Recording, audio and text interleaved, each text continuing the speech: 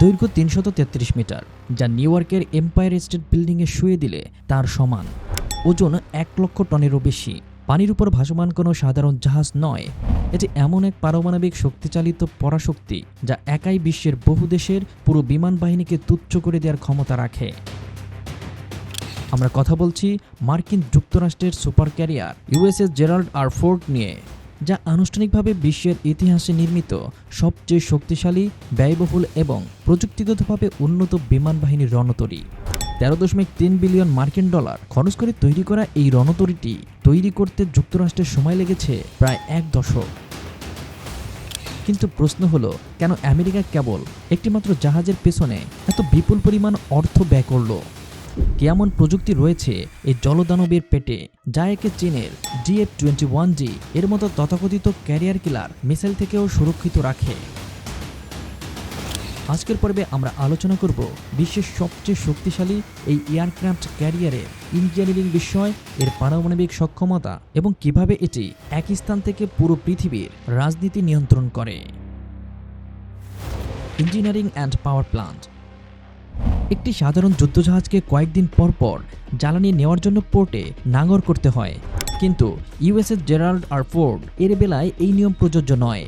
এর পেটের ভিতরে বসানো রয়েছে দুটি বিগটেল A1B নিউক্লিয়ার রিঅ্যাক্টর। এই দুটি পারমাণবিক রিঅ্যাক্টর পূর্ববর্তী নিমিজ ক্লাসের চেয়ে প্রায় 300% বেশি বিদ্যুৎ উৎপাদন করতে পারে, যার পরিমাণ প্রায় 600 মেগাওয়াট। এই শক্তি দিয়ে একটি মাঝারি আকারের শহরের সব বিদ্যুৎ চাহিদা অনায়াসে মেটানো সম্ভব।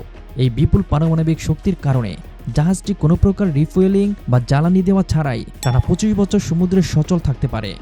সমুদ্রের বুকে এর সর্বোচ্চ গতি ঘন্টায় 30 নটেরও বেশি, অর্থাৎ প্রায় 56 কিলোমিটার পার ঘন্টা।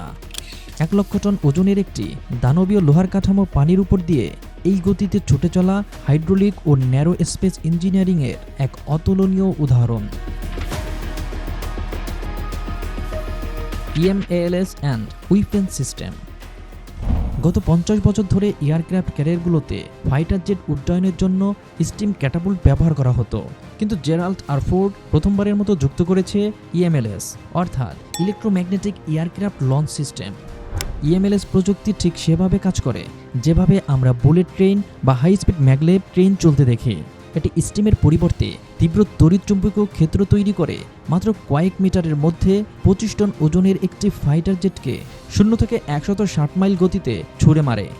এর সুবিধা হলো এটি বিমানের ঝাঁকুনি কম দেয়, ফলে ফাইটার জেটের আয়ু বৃদ্ধি পায় এবং খুব দ্রুততম সময়ে বিমান উড্ডয়ন করা যায়। এই জাহাজের রানওয়ে থেকে প্রতি মিনিটে 3টি করে বিমান উড্ডয়ন করা সম্ভব, যা যে কোনো নিমিজ ক্লাস ক্যারিয়ারের চেয়ে 33% বেশি। The air wing and defence warfare. একটি এয়ারক্রাফট ক্যারিয়ারের আসল ক্ষমতা নির্ভর করে এর উপর থাকা এয়ার উইং এর উপর। ইউএসএস জেরাল্ড আর ফোর্ড একসাথে 75 থেকে 90টি আধুনিক যুদ্ধ বিমান এবং ড্রোন বহন করতে সক্ষম।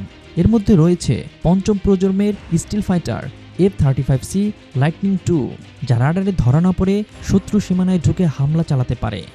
এছাড়া রয়েছে ইলেকট্রনিক ওয়ারফেয়ার এয়ারক্রাফট EA-180G গ্রোলার, যা শত্রুর পুরো রাডার ও যোগাযোগ ব্যবস্থা মুহূর্তের মধ্যে জ্যাম করে দিতে পারে। অনেকে প্রশ্ন তোলেন, বর্তমানে যুগের অ্যান্টিশিপ হাইপারসনিক মিসাইলের সামনে এত বড় জাহাজ কি নিরাপদ? মার্কিন ইঞ্জিনিয়াররা একে রক্ষার জন্য তৈরি করেছেন ডুয়েল ব্যান্ড রাডার। এই রাডার একই সাথে 1000 কিলোমিটার দূরের আকাশসীমা এবং সমুদ্র পৃষ্ঠে থাকা শত শত শত্রুবস্তুকে একসাথে ট্র্যাক করতে পারে। এর নিজস্ব প্রতিরক্ষা হিসেবে রয়েছে C-SPRO মিসাইল সিস্টেম, যা প্রতি মিনিটে 4500 রাউন্ড রাডার গাইডেড বুলেট ছুড়ে যে কোনো আগত মিসাইলকে আকাশে থাকা অবস্থাতেই ধ্বংস করে দেয়। জিওপলিটিক্যাল ডিফারেন্স বা ভাসমান ডিপ্লোম্যাসি। মার্কিন সামরিক নীতিতে একটি কথা প্রচলিত আছে, When trouble breaks out anywhere in the world, the first question the president asks is, where is the nearest carrier? USS Gerald R Ford কোনো প্রতিরক্ষামূলক অস্ত্র নয়, এটি আন্তর্জাতিক ভূ রাজনীতিতে আমেরিকার গানবোট ডিপ্লোম্যাসি বা শক্তি প্রদর্শনের অন্যতম প্রধান হাতিয়ার। যদি মধ্যপ্রাচ্যে কোনো সংকট তৈরি হয় কিংবা তাইওয়ান প্রণালীতে চীন চাপ তৈরি করে, তবে আমেরিকা কোনো বিদেশি বিমান ঘাঁটির উপর নির্ভর না করেই এই ক্যারিয়ারকে পাঠিয়ে পুরো অঞ্চলের উপর নিজেদের আধিপত্য প্রতিষ্ঠা করতে পারে।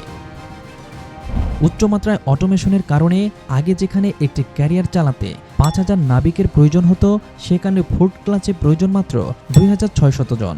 এর ফলে দীর্ঘমেয়াদে মার্কিন নৌবাহিনীর billion billion dollar operational cost বেঁচে যাচ্ছে। এবার প্রশ্ন আসতে পারে, এটি কি সত্যি অপরাজিত? এত সুবিধার পরেও ইউএসএস জেরাল্ড আর ফোর্ড কি সম্পূর্ণ ঝুঁকিমুক্ত?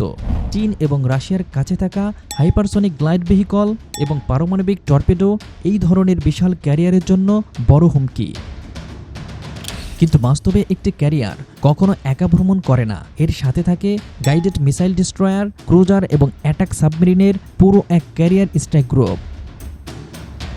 সব তথ্য বিশ্লেষণ করলে দেখা যায়, প্রযুক্তিগত উৎকর্ষ, আঘাত হানার ক্ষমতা এবং গ্লোবাল পারমাণবিক শক্তির দিক থেকে বর্তমানে পৃথিবীর বুকে ইউএসএস জেরাল্ড আর ফোর্ড এর কোনো প্রতিদ্বন্দ্বী নেই। প্রযুক্তির এই আধুনিক যুগে কোনো সুপার পাওয়ারের শক্তির মূল ভিত্তি কি তাদের অর্থনৈতিক অবস্থান, নাকি সাগরের বুকে থাকা এমন একটি পারমাণবিক দুর্গ? আপনি কি মনে করেন? ভিডিওটি ভালো লাগলে অবশ্যই আমাদের চ্যানেলটি সাবস্ক্রাইব করে আমাদের সাথে থাকবার অনুরোধ থাকবে। বিদায় নিচ্ছি আজকের ভিডিও থেকে। আল্লাহ হাফেজ।